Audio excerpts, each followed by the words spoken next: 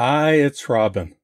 I have here a vinyl record from 1984 called If Then by Swedish singer Björn Skifs, I hope I said that right, which was brought to my attention by viewer Joergen Skifs. Not knowing much about Swedish music besides ABBA, I asked my best Swedish friend MagerValp, and he said I've heard Björn sing before in the band Blue Swede. Their cover of Hooked on a Feeling was a #1 hit in the USA back in 1974 and has been popular ever since. If you don't think you know that song, I'll remind you with Ooga Chaka, Ooga, Ooga, Ooga Chaka, Ooga, Ooga.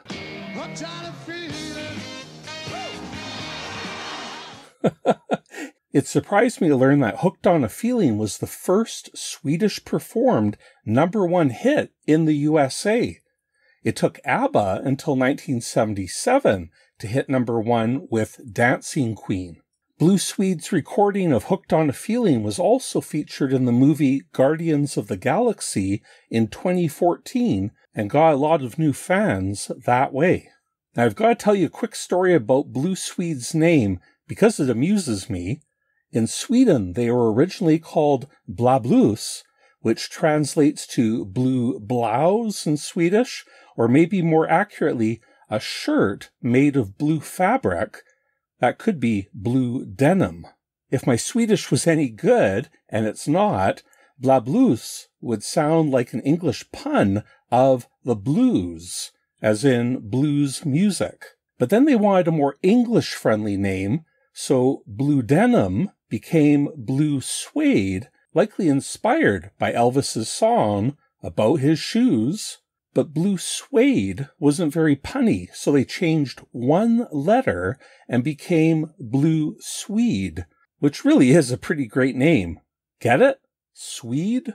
They're from Sweden. So Björn left Blue Swede and continued his solo career, representing Sweden twice at the Eurovision contest in 1978 and 81, and he's had lots of hit records over the years in Sweden. He's 76 years old now, and he just released a Christmas album a couple years ago that got up to #4 on the Swedish charts.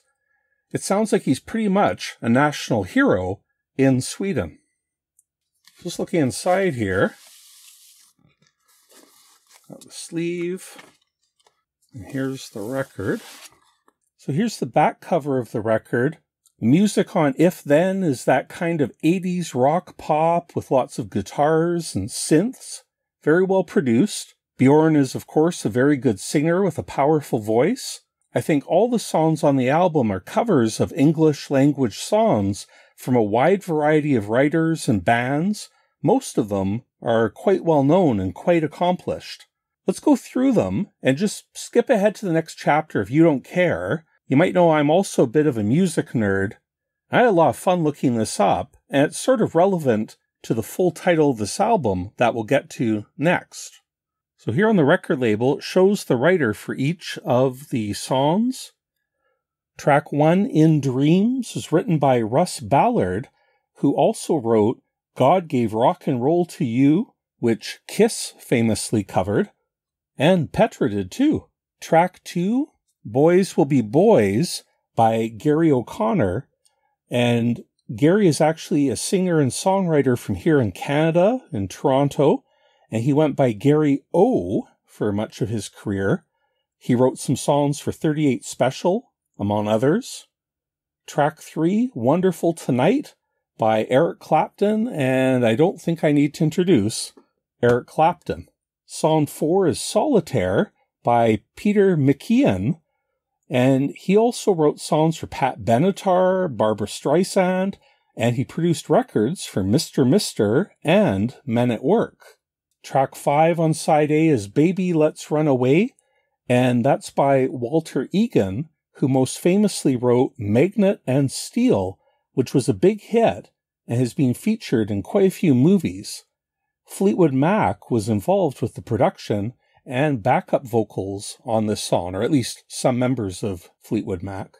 And the last song on side A, Why Don't You Try Me Tonight, This might be the oldest song written back in the 1960s by Billy Young, who was signed to Otis Redding's label. Young didn't record the song himself, but was covered by many artists over the years, including Ry Cooder, who's the famous guitarist who actually did a lot of the guitar playing in the movie Crossroads. You know, it's that blues movie where the Karate Kid fights Steve Vai in an epic guitar battle. Strangely, on the Discogs entry for this If Then album, the writing credit is given to Ry Cooder. That's actually why I looked up Ry Cooder first and then noticed that on the label here, it was correctly credited to Billy Young. Okay, on side B, track 1 is Innocent Eyes by Paul Bliss, and he's written songs for many artists, including Janet Jackson and Brian May, and Olivia Newton-John's song Heart Attack. This Innocent Eyes sound really familiar to me, but I'm not sure why. Besides Paul Bliss's version, Graham Nash of Crosby, Stills, Nash & Young also covered it in 1986. Maybe that's why I knew it, but I'm not sure. Track 2 is Night Music, written by Peter Beckett, who's probably best known as the lead singer and guitarist of the 1970s band Player, with their exceptionally smooth rock hit Baby Come Back. Baby, come back. I was wrong, and I just can't live without you. Peter Beckett's also written songs for The Temptations, Kenny Rogers, and many more. Track 3, Red Light, is written by Gary Shale and Joseph McGann. Now, this is probably the least well-known songwriting duo that's on this album, or songwriters at all on this album. These guys are both actors as well as songwriters, and they appeared together in a short BBC TV series in 1983 called Johnny Jarvis that's become a cult classic. Gary Shale actually composed the theme song for that show, Johnny Jarvis, as well. And I wonder if they wrote this Red Light song together while they were on the set for the show.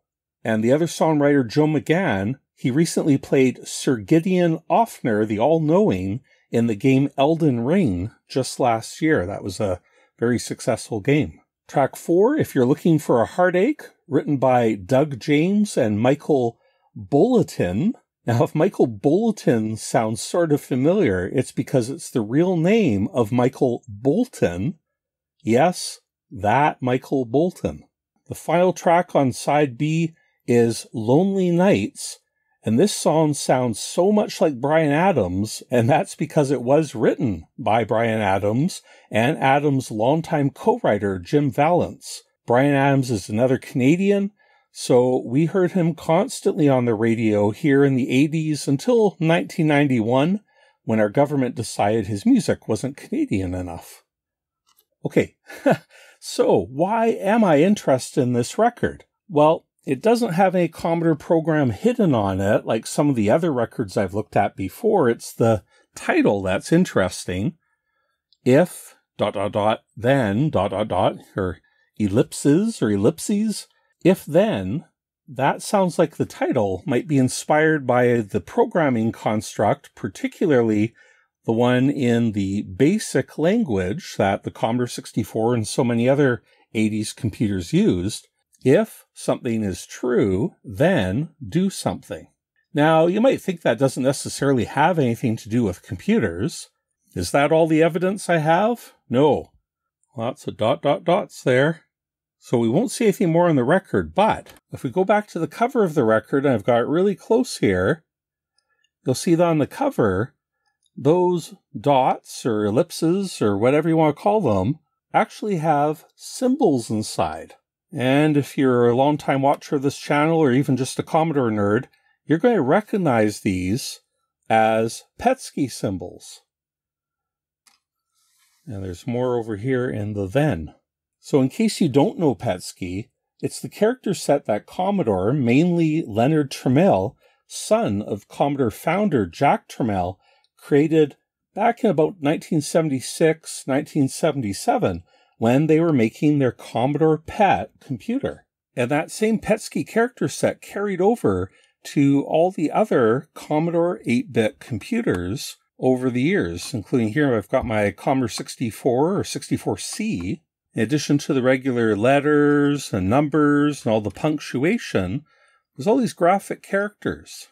And especially on the Commodore PET, these were very valuable because it didn't have any special graphics mode, no programmable characters, no sprites, but at least it did have all these graphical characters that could be used, and they were specifically added for games. One of the requirements was that it could play card games, and that's why the spade, heart, diamond, and clubs symbols were included. And, of course, that's where David Murray, the 8-bit guy, got the name Attack of the PETSCII Robots. And here on the back side, it was actually because he was wanting to create the game for the PET first. And we can look at the PET screenshot here. That whole game is created only with these PETSCII characters. Of course, on the other versions, he used some of the more advanced graphics that were available to it. So in the case of this album cover, it seems that these graphic characters are probably part of some secret code. If the title is If Then on the surface, what could these graphical characters mean? For example, that spade there occurs a few times. Well, if we look at the keyboard here, the spade is associated with the A character. So I suspect if we find all these symbols on the C64 keyboard, then it may become a message, hopefully in English, not Swedish. Okay, so I'm going to turn on the Commodore 64 here. Okay, I've put the message under the Commodore just so I can see it to type it in. If it's not very clear there, I'll add it in a window in Post. I should point out that all the PETSCII symbols are printed on the top of the keys on this later Commodore 64C, which was, I think, just done to reduce cost. But it's pretty convenient for me to get the camera overhead so you can likely see what's on them.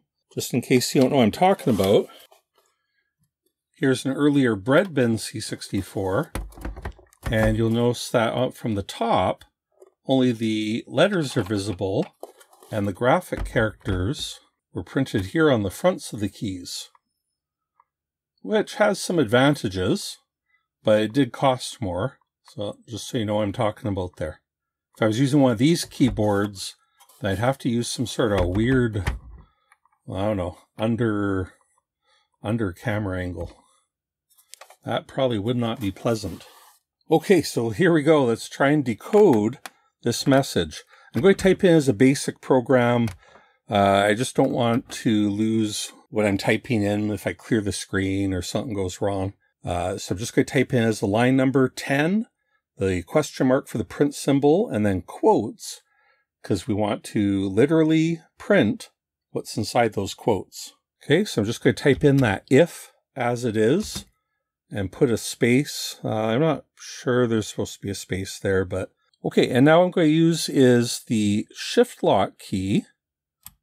And what that'll do is enter the graphic on the right-hand side of each key. If any of the graphic characters are the ones on the left side, then I would disengage Shift Lock and hold down the Commodore key instead. But let's start with Shift Lock. And now let's get hunting. Okay, it's a semicircle. That's facing down and to the left. Okay, so that's here on the I key. And then there's a line, vertical line a bit to the left. T. And now there's a horizontal line a bit lower. Where's that one? That looks kind of like C. There's a few of them here. F. No, I think it's a bit lower than that. How about this one? And then another horizontal line higher. I think it's this one. And then a spade. We already know that's over here. Okay, and then there's these squares, but they don't fill the whole thing. Actually, all these characters are reverse of how they appear on here. I doubt that's important. It's probably just to make it look like the dots. Now, with those squares, we actually have to guess. I think it's going to be this shape here that's on the L key, as basically we're seeing the opposite, like the inverse, or what's called reverse in Commodore speak, but the inverse. So I'll put two of those in here. Now another vertical line, but over to the right. Probably that one. And another vertical line, but a little bit further to the left. So that would be the one maybe below it here. And another spade. Okay, and this looks like more of these L-shaped brackets, but I think this one is going to be the one that's up and to the right. 2 of those. Now a slash, that looks like one from my favorite 10 print, character 205, and then a heart, which is over here. Okay, we got the first phrase done, and then type in then. Okay, and so on. I don't have to describe each step of it. I'm just going to hunt and peck here. If I got anything interesting to say, okay, it's more that semicircle, heart, vertical line on the left. This guy. I will cut out some of the dead space here. That extra big space between those 2 squares makes me think it's this one, and then that one. Heart, heart. Okay, we're done. Now we will list the program. Okay, and how to decode this? Well, we just press the secret decoder ring key here. Hold down Shift and press the Commodore key, and we'll see. There it is. If it really happens, then it must be possible. Okay, so it's lacking white space, so let's add some of that. If it really happens, then it must be possible. I'm going to space that out so it's at the next 40 column, matches the quote there. And I'll run it again. If it really happens, then it must be possible. How's that, folks? Remember, it's about the journey, not about the destination. Have any of my Easter eggs ever been all that impressive? But we're not done yet. I thought that was it, but then I was looking here on the sleeve, and there's this nice picture of Björn here. He's checking out his fingers or something. Maybe he is thinking about one day how a computer nerd in Canada would use his fingers to decode his message. Yeah, here up on the sleeve, look at this. There is a whole bunch more PETSCII. Oh, I forgot to show this. Look, there's this little seal here. 39. But look at this tiny print. Can I focus on this? Go on camera, focus. Can you make out there? There's a tiny word. Bytes. See, I thought bytes would be something computery there, but it actually means like exchanged or replaced in Swedish. So I think this is something about if you break the seal, then you can't return the record or something like that. Makes sense. Okay, Björn, you're going under the 64 here. Okay, so line 20, I'm just going to put a blank line in there, just print a blank line. And now we'll continue. Okay, you guys tell me, yell real loud if I make a mistake here. Spade, slash, horizontal line, quarter circle, horizontal line down low, quarter circle, vertical line, quarter circle, heart, that, those square brackets, 2 hearts, that's another double S, quarter circle, another I, there's lots of those, straight line down the middle, square bracket, horizontal line, vertical line on the left, vertical line on the right, another E, slash, vertical line over there, square bracket, okay, the other quarter circle, horizontal line in the middle, spade, another slash, slash, oh, there's the 10 print slashes, spade, oh, this quarter circle, I don't think we've done that one before, horizontal line, quarter circle, slash, vertical line, spade, 2 of those square brackets, E, spade, vertical line, spade, circle, slash, and an exclamation mark, and a quote. Okay. List that. Run it. Or are we ready for the moment of truth? I think I made a typo. If it is possible, then you can make it happen again. Okay. So I think that should be a D. Oh, it should be a uppercase D. I'm going to put some white space in it. And if it is possible.